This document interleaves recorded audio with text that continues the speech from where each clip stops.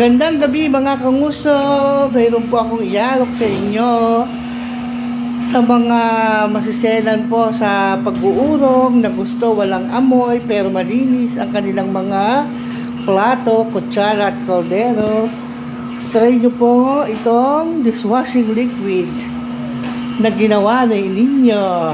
Dito lang siya namin nilagay sa 1.5 bottle na at ito. Para inyong masubukan, 50 pesos lang po sa 1.5.